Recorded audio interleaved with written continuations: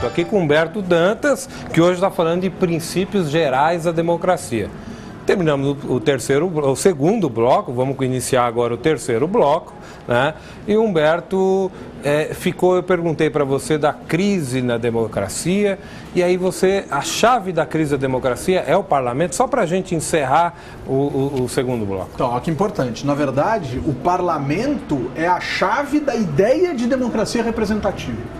Parlamento é o órgão que melhor representa o nascimento da democracia representativa. Parlamento é o resultado das reivindicações burguesas de quebra dos poderes, de separação dos poderes, né? Então o parlamento é absolutamente fundamental. Inclusive tem uma imagem aí do parlamento, no caso aí do parlamento aqui do plenário da Câmara Municipal de São Paulo. A gente separou uma imagem para vocês aí. Esse é o ambiente que se cria na história para representar os interesses diversos da sociedade e fortalecer a democracia representativa. É claro que se a democracia representativa está vivendo uma crise, e essa crise não é brasileira, essa crise é mundial, né? Claro que o parlamento também estaria em questão, em questionamento, enfim, sendo questionado pela sociedade. E aí, quando terminou o bloco anterior, Lamari, você me perguntava, mas tem alguma saída? Temos saída sim. Alguns vão dizer, volta para a democracia direta. Gente, é impossível. Pensa no Brasil, 8 milhões e meio de quilômetros quadrados, 140 milhões de cidadãos, né? Não estou falando de cidadãos aptos a participar, né? Não estou falando de habitantes, né? Que são quase 200 milhões, mas 140 milhões de cidadãos aptos a participar em 8 milhões e meio de quilômetros quadrados, né? E aí eu digo para você que todo dia tem reunião para definir o futuro da nossa sociedade, e a reunião de amanhã a gente que está aqui em São Paulo, por exemplo, em Rio Branco, no Acre. Quer dizer, como é que eu levo os 19, 20 milhões... Eu vou pensar só, obviamente, nos cidadãos, os cerca de 8 milhões de cidadãos da cidade de São Paulo para Rio Branco, para fazer uma discussão a respeito do futuro de alguma questão ligada ao país, ao estado, à cidade, enfim. É impossível. Outra coisa, a administração pública se tornou uma coisa tão complexa que, se eu perguntar para as pessoas que estão aqui conosco, a gente permite ou não permite a emissão de precatórios por parte do governo de um estado qualquer, as pessoas vão dizer, bom, o que é isso? O que é precatório? Né? E além disso, a vida das pessoas não permite mais essa loucura que era em Atenas, de ficar indo para a praça discutir. O cara acorda às 5 horas da manhã, vai para o trabalho, mal almoça, corre para a escola, estuda até 11 horas, volta para casa, chega meia-noite, ainda tem que comer, jantar, arrumar a casa, fazer uma DR, né, discutir a relação, enfim, é absolutamente impossível. Você não acha, então, que esses meios da tecnologia da informação, usar a internet, usar a televisão, é uma forma de participar também? A gente não pode tentar utilizar isso? Essas formas podem ser usadas, mas a gente não vai poder chamar isso de democracia direta como se isso fosse resolver. Quer dizer, não vai substituir o plenário, né? Jamais. Não, e nem dizer, olha, a praça é a TV, porque eu vou querer me apresentar. E já pensou se 140 milhões de pessoas pedissem 1 minuto para falar a respeito de suas vidas? Quer dizer, eu sou filho daquele senhor lá de 1995, minha mãe se apresentou faz 7 anos, minha avó infelizmente faleceu. É impossível, né? E aí o ingresso de novas pessoas querendo jogar esse jogo, isso é impossível, mas tem uma alternativa. Qual que é a alternativa? É o nosso bloco agora, não é? É o nosso bloco, é o bloco que das alternativas. A educação e a participação como pilares da democracia. Então vamos lá, olha só que interessante. Então, primeira alternativa para isso. Bom, não dá para ser a direta, mas a representativa está em crise. Então eu tenho um dilema aqui. Alguns pensadores, alguns filósofos vão dizer, dá para encontrar um ponto no meio desses dois caminhos aqui, dessas duas histórias. Se não dá para ser a direta por todas as questões que a gente apresentou, e se não dá para ser a representativa porque a simples, entre aspas, representação está em crise, as pessoas não se sentem representadas, nós vamos ter que encontrar um meio do caminho aqui. E esse meio do caminho tem um nome, ele recebe um nome, ele é batizado. Alguns vão batizar de semi-direta, alguns vão batizar equivocadamente de direta, alguns vão batizar de participativa. Esse é o nome que caiu nas graças. Então, a democracia participativa é aquele modelo de democracia que vai além da escolha dos representantes, e ir além não indica que os representantes não serão mais escolhidos, pelo contrário, nós continuamos votando, elegendo, escolhendo, né? os nossos representantes, mas nós seremos chamados a tomar decisões, a participar de gestões, de reflexões, de definições acerca das mais diferentes políticas públicas. Isso é muito interessante, isso é muito legal. Então o cidadão vai ser chamado. Aí você me perguntaria, mas vai ser chamado para onde? Como? Da onde? O que é isso?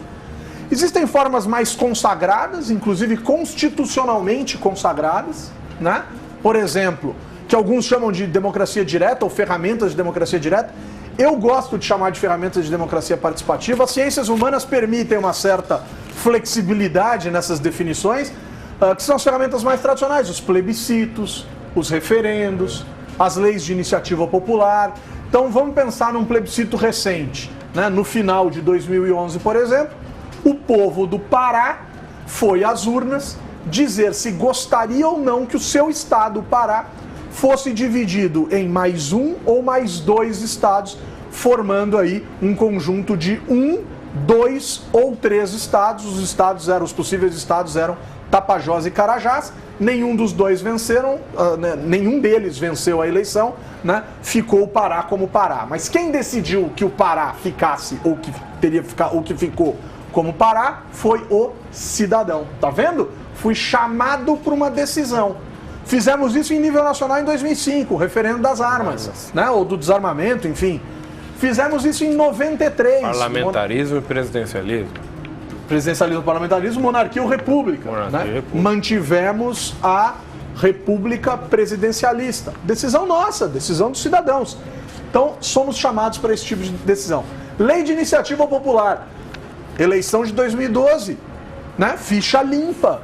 A lei criada pela sociedade, o projeto criado pela sociedade, enviado para o Congresso Nacional, via Câmara dos Deputados, que, após a tramitação, passando pelo Senado e tal, foi sancionado pela Presidência da República. Olha que fantástico. Lei de iniciativa popular. Né? Lei 9840/99, também chamada de Lei dos Bispos, porque teve um envolvimento significativo da Igreja Católica, na coleta de assinaturas principalmente, mas que é conhecida como a Lei de Combate à Corrupção Eleitoral, Lei de Iniciativa Popular, ou seja, a sociedade se envolveu.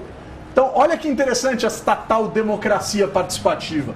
Nós somos chamados a nos envolver em algo que transcende o voto. Mas tem outras ferramentas interessantes. Orçamento participativo. O cidadão é chamado para opinar na forma como ou no destino que o governo dá ao dinheiro público. Normalmente ocorre muito nas prefeituras, né? Comissão de Legislação Participativa. Aqui, né, a gente está na Escola do Parlamento, a Câmara Municipal de São Paulo tem a Comissão de Legislação Participativa, que permite que o cidadão apresente as suas ideias, né? Então, que o cidadão legisle. Olha que coisa interessante. Gestão participativa. Escolas permitem que o entorno, que os seus servidores, que a sua comunidade, que os alunos pensem na gestão da escola. Olha, lembra lá no primeiro bloco, quando eu falei que a democracia tem que ser vivida na prática? Uma escola que adota um modelo de gestão participativa está fazendo com que o aluno viva o ambiente democrático na construção da realidade escolar. Família também influencia, os vizinhos da escola também influencia, os funcionários, os professores, etc, etc, etc. Uma gestão mais democrática. Pena que tem escola que ainda proíbe que exista grêmio, que não deixa nem o aluno se organizar direito. Ou seja, essa escola é quase uma escola medieval, né? Uma escola que parou na Idade Média, enquanto outras escolas fazem gestão participativa, pensam coletivamente o seu espaço. Na hora de escolher o resultado de Enem, essas coisas, é que a gente percebe que escola é boa e qual que não é. Aqui na Câmara a gente tem a prática das audiências públicas. É também uma forma? Uma ferramenta muito legal. Então, os vereadores estão discutindo um projeto de lei, uma coisa que vai impactar a cidade, e eles falam, puxa vida, vamos organizar uma audiência pública, vamos abrir esse debate para a sociedade, e a sociedade vem, a sociedade é convidada. Uma coisa que funciona muito no Brasil em termos de disseminação, em termos de existência ampla, são os conselhos gestores de políticas públicas. Conselhos. Conselho da Educação, Conselho de Saúde, Conselho de Assistência Social, Conselho de Segurança, Conselho do Menor e do Adolescente, Conselho Tutelar, Conselho de Alimentação Escolar, Conselho do Turismo, Conselho do Idoso, Conselho do Parque X, conselho do hospital Y e assim sucessivamente. Conselhos que trazem os cidadãos, que trazem as organizações da sociedade civil, as ONGs, o terceiro setor, enfim, para amplas discussões acerca de políticas públicas específicas. Então você não precisa nem se preocupar em olhar para tudo, né? Você vai, por exemplo, numa reunião do Conselho de Segurança e sabe que existem outros cidadãos tão compromissados quanto você indo numa reunião do Conselho de Saúde, por exemplo. Você está mostrando para a gente uma série de formas de participação muito interessante, mas será que o pessoal que está vendo a gente aqui agora conhece essas formas? Como é que faz para participar? Aí para conhecer, né? Olha ela, você usou dois verbos interessantíssimos. Como é que faz para participar? Como é que faz para conhecer? Olha que legal. Participar e conhecer são os dois pilares fundamentais de um regime democrático. A participação e a informação. Vamos construir esse pilar aqui, depois a gente coloca a democracia em cima. Olha só, nesse pilar aqui, participação. O que é participação? Lembra da palavra que eu gosto de usar para analisar a política lá no nosso primeiro bloco? Depende. Depende do quê? Do modelo de democracia que você adota. Se a gente está falando de uma democracia direta, participar é ir para a praça, como faziam os atenienses. Se a gente está falando do modelo representativo, participar é, no caso do Brasil, apertar botão na urna eletrônica, é votar. Se a gente está falando de uma democracia participativa, é utilizar-se dos canais de democracia participativa à disposição dos cidadãos e ajudar na construção conjunta da realidade. Então olha que interessante. Vamos pensar que no Brasil, por maiores que sejam os esforços para construir essa lógica participativa, a gente ainda tenha muita clareza sobre a democracia representativa. Então o que seria participar aqui? Seria votar. O brasileiro vota? Vota. Damos a oportunidade para muitos votarem? Damos, não à toa. Então temos mais de 140 milhões de eleitores sobre um universo de menos de 200 milhões de habitantes. Quer dizer, a gente tem mais de 70% da população brasileira indo para as urnas, aptas a votar. Então, participação maravilhosa, genial, sensacional. Mas tem o outro pilar. Qual que é o outro pilar? É o pilar da informação, que a filosofia política vai chamar de canal ou de pilar da educação. Somos efetiva e formalmente educados para a democracia? Somos efetivamente educados para o exercício da política? Vamos dar uma olhadinha num vídeo, né, que a gente escolheu aí.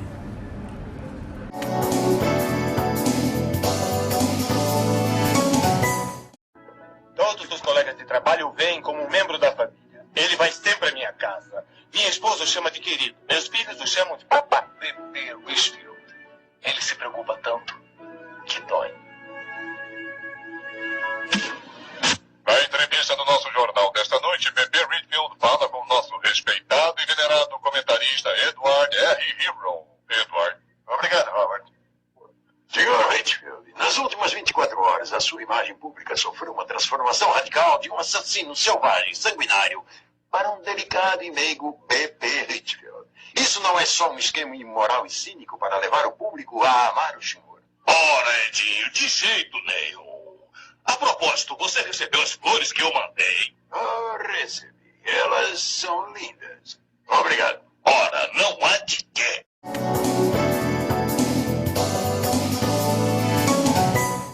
Eu tenho uma dica útil usada por alguns políticos bem-sucedidos. Quando fizerem uma pergunta difícil, simplesmente desvie a conversa para um desses 3 assuntos: amor à família, amor ao país e aos animais.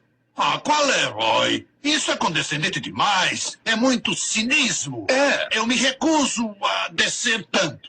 Senhor Sauro, este país está enfrentando um maciço déficit orçamentário que só pode ser equacionado através do impopular aumento de impostos. Como o senhor pretende lidar com esse sério dilema político? Obrigado por perguntar, Ed. Minha família está bem. Senhor Silva Sauro, eu estou esperando pela resposta. O senhor prevê aumento de impostos ou não? Bom, primeiro tem o meu filho Bob, o mais velho. Oi. Ele puxou o pai inteiro. Ei, como vai o time este ano, filho? Que time? E depois veio a Charlene. Ela está no baile hoje. Não fica até tarde, querida. E por último, o meu querido caçula. Ai, ai, estou morrendo, seu idiota. Quem ama você, bem... Senhor Silva Sauro, sua família é muito bonita. Mas quer, por favor, responder a minha pergunta, sim? Claro, Ed. Este é um ótimo país, tem uma linda bandeira e não importa quem esteja ouvindo isso. Ai, dá um frio enorme. Senhor Silva Sauro, o senhor vem repetidamente evitando responder as minhas perguntas. Está se tornando óbvio que o senhor não sabe nada sobre os assuntos inerentes a esta eleição. Obrigado por mencionar isso, Ed. É verdade, sim. Eu adoro bichinhos. E aqui está o mais novo membro da família Silva Sauro. Ele se chama Totó. Vamos dar uma olhada na nossa pesquisa instantânea da DNN. Antes da entrevista que acabaram de assistir, a situação era a seguinte. Redfield estava na frente de Dinossauro com 93 pontos. Depois da entrevista de Dino hoje à noite, reparamos que o povo de toda parte caiu como um pato. O povo engoliu. Silva Sauro imbatível. Esperada a vitória de Silva Sauro. Perceberam, pessoal? O que se passou no vídeo? Quer dizer, como que o vídeo ilustra o que a gente acha, o que a gente pensa da política? É isso. Será que se a gente fosse efetivamente educado, né, a gente precisaria viver a política desse jeito? Né? Ou seja, a gente viu aí uma ilustração interessante, né? E aí a questão que fica é, somos efetivamente educados? Então eu queria dar uma olhada numa última figura para a gente já começar a pensar em encaminhar o final da nossa conversa aqui, mas dá uma olhadinha nessa figura, é um gráfico, e aí você percebe que mais de 2/3 dos cidadãos num índice que a gente criou somam entre 0 e 6 pontos no indicador que podia ir até 19. Sabe o que são esses pontos? Envolvimento dos cidadãos com busca por informação política, envolvimento eleitoral, envolvimento social, e cada envolvimento a pessoa ia somando um ponto. Até 6 pontos, mais de 2/3 dos brasileiros, ou seja, nós estamos afastados da política, nós estamos distanciados da política, nós não somos informados formalmente sobre o que representa a política em nossas vidas. E aí a gente se sente como se sentiram aí os personagens do nosso filme, a gente se sente verdadeiros seres alienados, verdadeiros seres por vezes ignorantes, e a democracia depende muito de nós e depende muito dessa formação. Então a democracia nos 2 pilares aqui, participação e educação. Se não formos educados, se não fizermos o que estamos fazendo aqui largamente na sociedade, não tem democracia. É isso aí. A ideia é exatamente isso, Humberto. É falar um pouco de educação para a cidadania. É essa a nossa intenção. Você assistiu a primeira aula, ainda faltam 5 aulas que você vai ter que acompanhar. Muito obrigado, Humberto. Eu espero vocês para a próxima aula.